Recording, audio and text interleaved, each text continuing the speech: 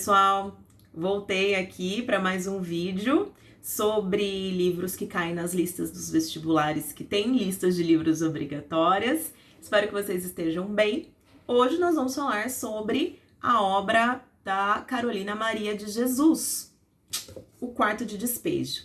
Bom, primeiro de tudo, a gente tem um subtítulo que já explica muito bem pra gente do que vai se tratar essa obra, que é Diário de uma Favelada. Basicamente, esse livro vai ser um diário, isso mesmo, aquele gênero famoso que vocês já conhecem, que a pessoa coloca a data, descreve seu cotidiano, faz reflexões, mostra um pouquinho da sua visão sobre o mundo. A gente tem outros diários famosos aí, por exemplo, da Anne Frank, que é um dos livros mais lidos do mundo. Então, acho que vocês já sabem do que se trata quando nós falamos do gênero diário. E a Carolina Maria de Jesus vai contar um pouquinho aí nesse diário sobre o cotidiano dela na favela do Canindé, entre os anos... no final dos anos 50 até 1º de janeiro de 1960. Esse é um livro bastante intenso, nós vamos comentar um pouquinho mais, a gente vai falar um pouquinho sobre alguns trechos, mas que além de ser um livro, além de você ler, porque ele é um livro que cai em listas de vestibular, porque você quer passar numa prova, você tem que ler para entender a realidade em que nós vivemos. A gente costuma dizer que às vezes nós vivemos em bolhas, né? A gente conhece a nossa realidade, mas ela não é a única. Provavelmente, se você está aí se preparando para um vestibular de uma universidade pública, ou se você é um apaixonado por literatura, ou se você... não sei como você chegou aqui a esse vídeo, mas pode ser que você viva numa situação muito diferente da Carolina e as universidades provavelmente escolhem esse livro aqui para colocarem em suas listas para te dizer, viu? Olha umas outras realidades que a gente tem aqui no nosso país. Olha algumas questões sobre as quais a gente tem que ter um olhar crítico, a gente tem que saber e tem que desenvolver um pensamento, uma posição sobre esses assuntos. Enfim, como a obra se trata de um diário, a gente precisa saber muito bem sobre a vida da Carolina para entender todo o contexto de produção dessa obra, porque o contexto de produção é a vida dela, tá? Ela nasceu em 1914 e não se tem certeza absoluta dessa data, foi por volta de 1914. Não se tem certeza absoluta porque ela conseguiu um documento de identidade somente aos 20 anos de idade, vejam só. Então, essa data que tá lá não é uma certeza, mas vamos colocar aí, 1914, tá? Ela nasceu em Minas Gerais, a mãe dela era analfabeta e, assim como muitos brasileiros, ela é filha de pai ausente. Ela se mudou para São Paulo e fez de tudo para sobreviver. E aí tem uma coisa interessante, ela frequentou a escola por apenas 2 anos, mas quando a gente lê o livro, a gente percebe que ela tem traços de uma cultura mais erudita, de um vocabulário muito desenvolvido, embora ela não empregue sempre a norma padrão da língua, por alguns motivos. Primeiro, ela conta, né, que ela trabalhou numa casa como empregada doméstica, em que o patrão tinha muitos livros, tinha uma biblioteca e ele dava a ela acesso a essa biblioteca, e aí ela devorava esses livros que haviam lá. Outra coisa é que ela encontrava muitas obras literárias no lixo, e o lixo vai ser um grande tema aí que a gente vai tratar, que ela vai tratar nessa obra. Até porque o lixo é um lugar em que a Carolina recolhia cadernos que as pessoas jogavam fora para ela escrever esses diários que ela escreveu. Depois de vários eventos aí, várias formas de sobrevivência através das quais a Carolina tentou se manter, ela acabou se mudando para a favela do Canindé, onde ela viveu 11 anos. A Carolina tem 3 filhos de relacionamentos amorosos mais rápidos que ela teve. Os pais desses filhos não são presentes, ela só cita o pai de uma filha que aparece em alguns dias ali, em alguns momentinhos no livro. Ela vai viver numa casa com 2 cômodos, e aí por casa vocês entendam um barraco, sem saneamento básico, sem água potável, sem grandes condições, inclusive de limpeza. Ela vai tratar um pouquinho sobre isso ali também. Ela vivia nessa situação, ela viveu assim por 11 anos, até que um dia um jornalista chamado Audálio Dantas foi fazer uma reportagem sobre a favela do Canindé e encontrou a Carolina. Ele achou aqueles diários que ela mantinha incríveis e selecionou algumas partes, fazendo com que o livro fosse publicado. Lembrando, isso que a gente tem aqui no livro é uma seleção de alguns dias do que o Audálio Dantas achou mais importante, mas eram 20 cadernos escritos por ela. Esses relatos vão de 1955 a 1960.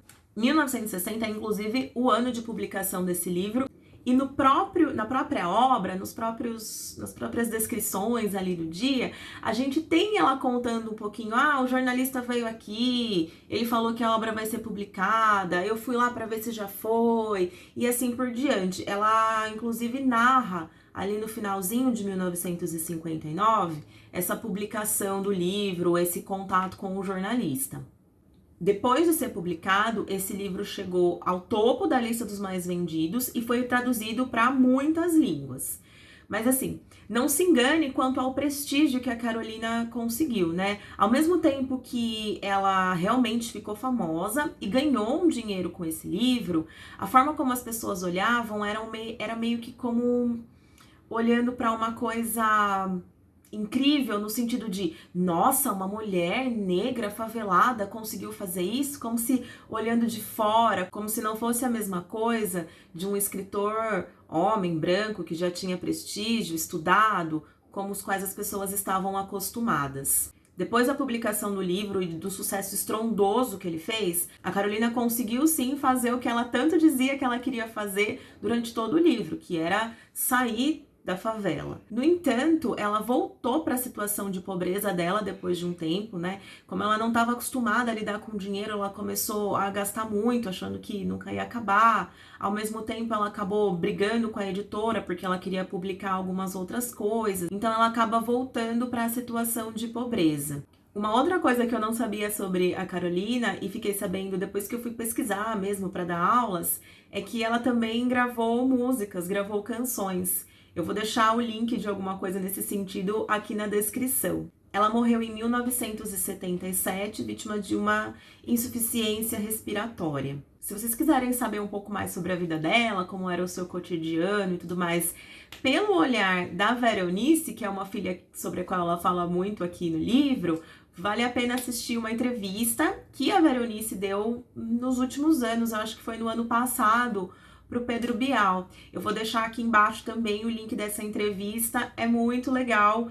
Primeiro que vê, né, quem é a Vera Eunice de fato e o olhar dela sobre as coisas, sobre como foi antes da publicação, como foi depois, como era a mãe dela, até porque tudo que a gente lê no diário é a visão da Carolina.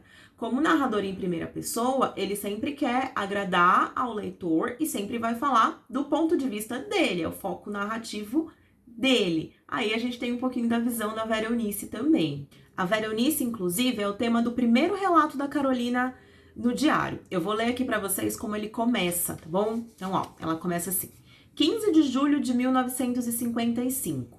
Aniversário da minha filha, Vera Eunice. Eu pretendia comprar um par de sapatos para ela, mas o custo dos gêneros alimentícios nos impede a realização de nossos desejos. Atualmente, somos escravos do custo de vida.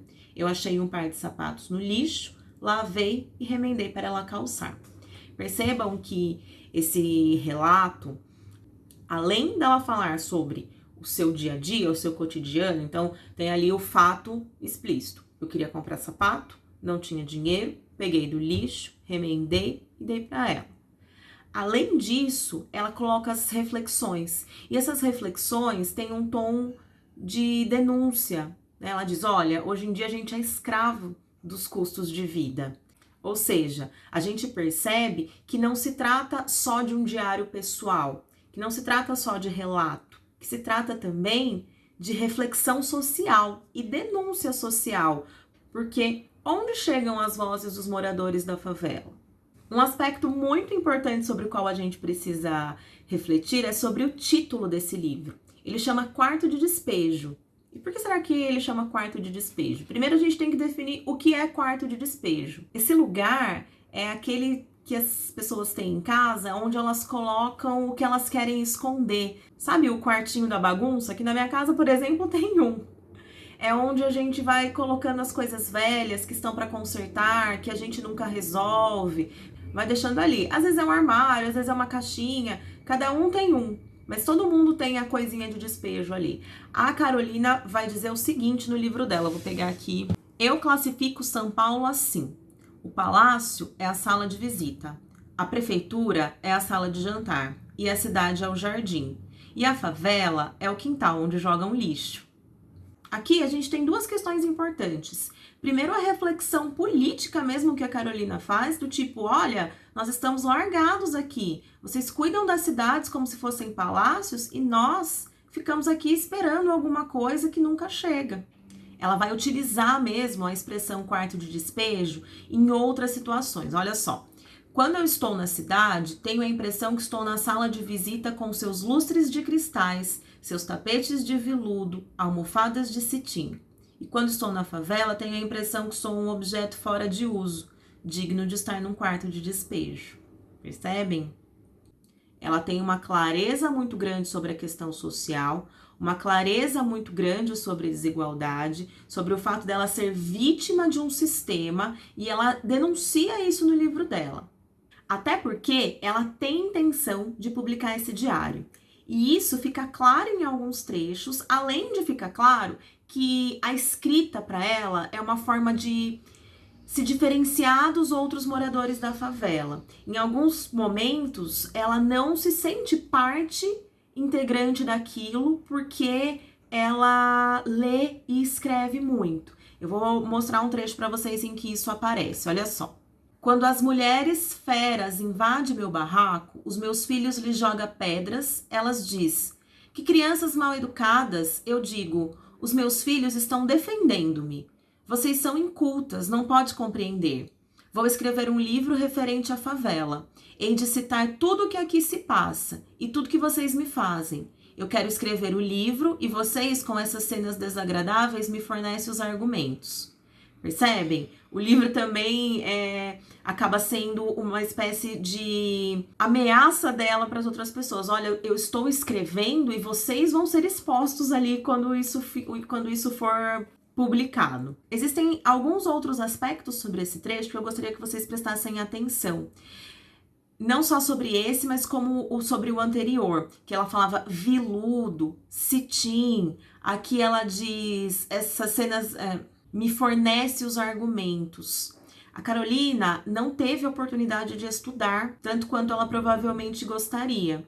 Ela foi autodidata na questão dos estudos, então, e isso fica claro quando ela desvia da norma. Ela vai utilizar uma variedade linguística diferente da gramática normativa, que é aquela que a gente aprende na escola, porque ela não teve oportunidade de estudo mesmo. Isso fica claro. Embora ela tenha uma preocupação muito grande com vocabulário, com erudição, ela emprega muitas palavras consideradas cultas, eruditas, e essas duas coisas se misturam nesse livro. Esses desvios da norma são um dado que mostram um pouco sobre a vida dela, sobre a oportunidade de educação, tá bom? Já que nós estamos falando de linguagem, quero que vocês percebam também o poder metafórico, ou seja, quantas metáforas ela vai empregando no livro quando vocês lerem, tá? Então, o próprio nome do livro já mostra isso pra gente muito apropriadamente. Quarto de despejo, o que ela tá falando é favela, tá bom? Ainda sobre a questão política e essa consciência da Carolina sobre o que estava acontecendo e a situação dela no mundo, a gente tem outras passagens importantes. Vejam só essa. Eu, quando estou com fome, quero matar o Jânio, quero enforcar o Adhemar e queimar o Juscelino. As dificuldades cortam o afeto do povo pelos políticos. E aí a gente tem alguns nomes de políticos da época, eu vou falar para vocês muito rapidamente, tá? O Juscelino era o presidente nesse momento. E por que é importante nós falarmos dele? Porque ele era um presidente que tinha um discurso de desenvolvimento, de 50 anos em 5, de acelerar a industrialização para atrair capital estrangeiro, é o presidente da construção de Brasília, e o quanto isso se choca com o que a Carolina vive, que é a situação de miséria total. Crescimento, industrialização, modernidade, o que é isso para uma pessoa que passa fome todos os dias? De que forma ela vê essa situação? E aí nós temos essa resposta em um outro trecho, veja só. O que o senhor Juscelino tem de proveitável é a voz. Parece um sabiá e sua voz é agradável aos ouvidos. E agora o sabiá está residindo na gaiola de ouro que é o catete. Cuidado, sabiá. Quando ela fala sobre o catete, ela está falando sobre a sede do governo no Rio de Janeiro na época. A gente está falando de uma época de transição. Brasília estava sendo construída e depois seria transferido para lá.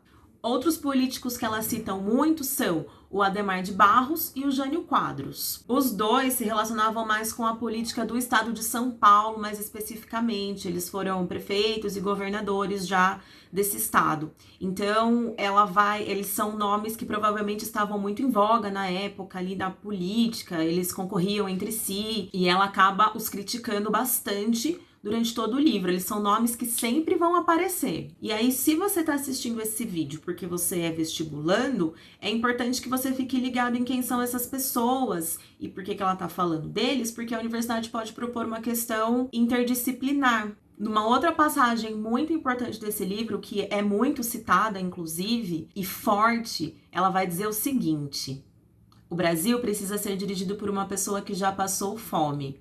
A fome também é professora. Aqui ela vai dizer o seguinte: uma pessoa que nunca passou fome não sabe o que eu tô passando e não vai me representar.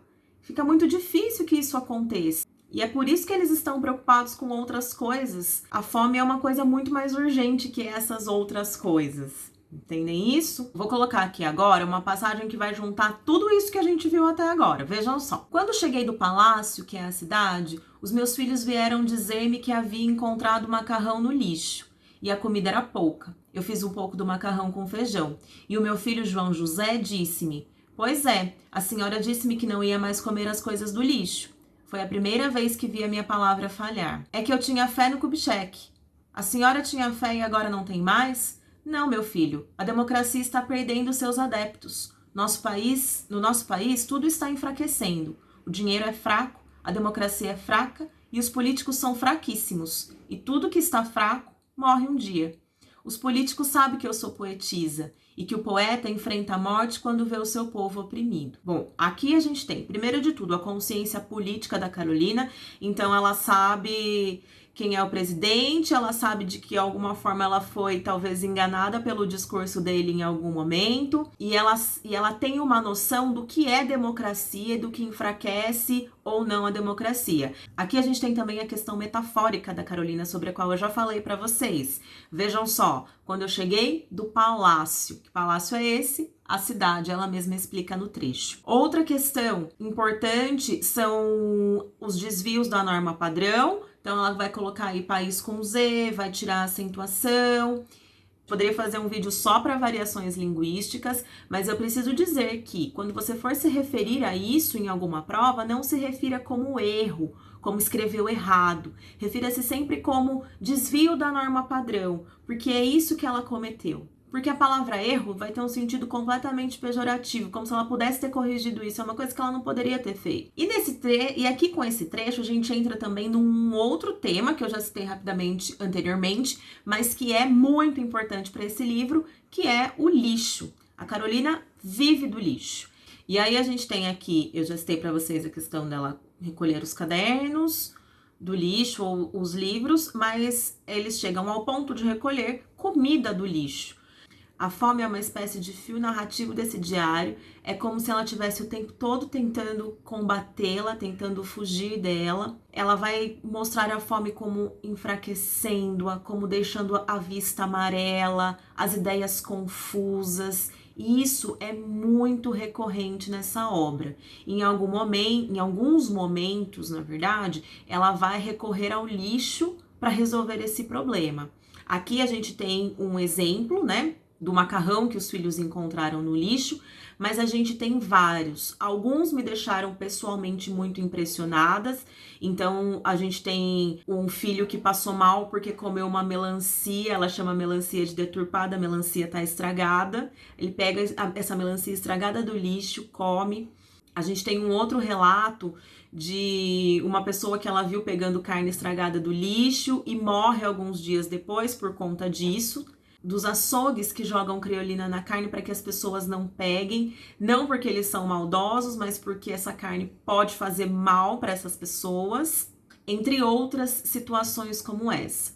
Então, fiquem atentos a essa questão da fome no livro, da forma como ela vai do início ao fim e como ela não é resolvida. Esse já é um spoiler, ela não é resolvida. Outra questão é a questão da água. A gente tem um diário, e o diário, ele não tem aquela estrutura de narrativa, de situação inicial, conflito, desfecho. Ele é um cotidiano, uma coisa vai acontecendo depois da outra, dia após dia, vida normal. Só que chega, de certa forma, até a incomodar o leitor, como ela acorda todos os dias e vai buscar água. Acordei e fui buscar água.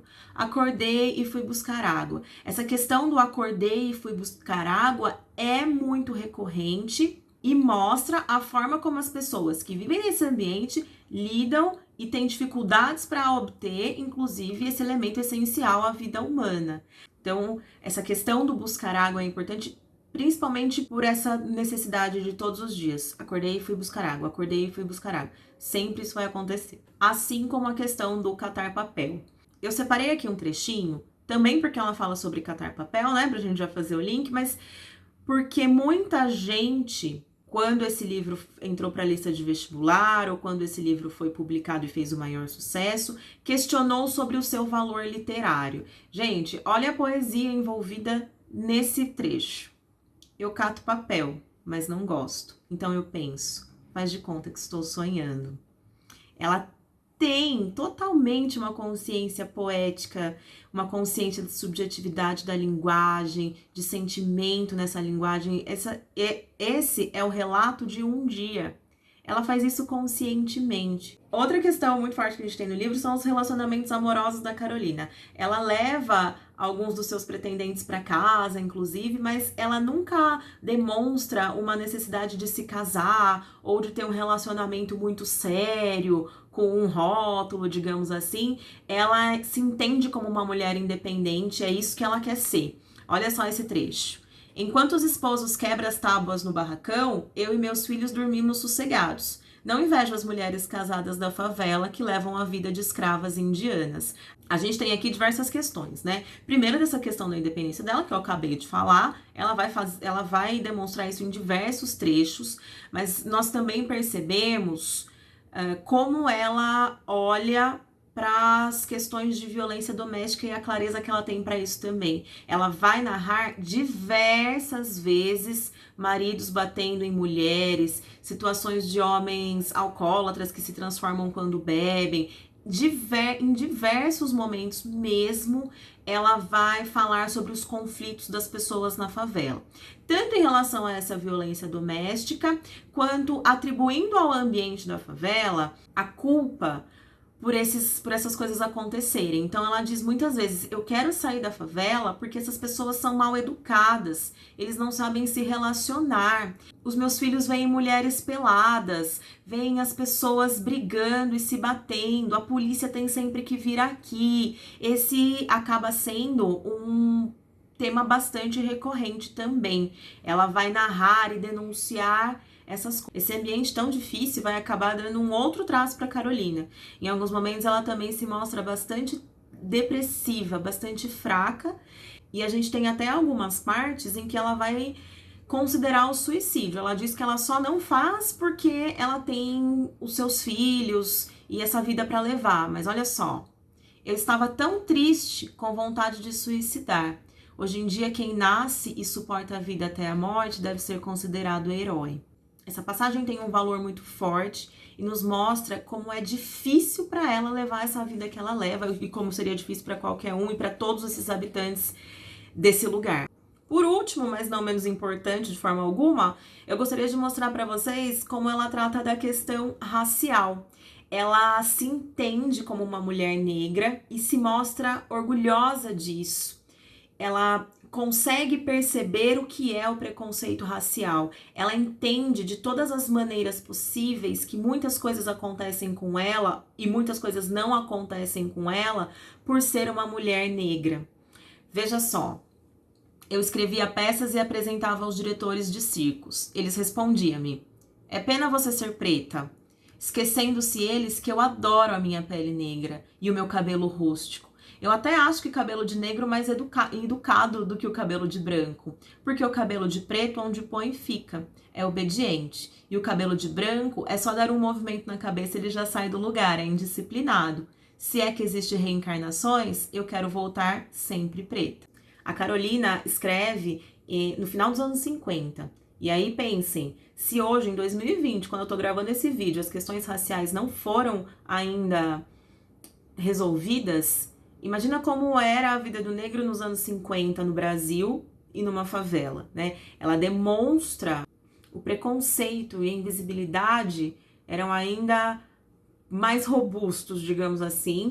E a Carolina vai não só denunciar isso na escrita do livro dela, como isso vem à tona também quando o livro dela chega às prateleiras das livrarias, chega ao topo dos mais lidos. Ela acaba sendo uma espectadora, uma participante das coisas que acontecem, e também uma agente de transformação, de certa forma, com esse livro. E mais uma vez, nós percebemos o quanto ela entende questões sociais, a denúncia que ela faz quando ela vai falar sobre a cor da pele dela também.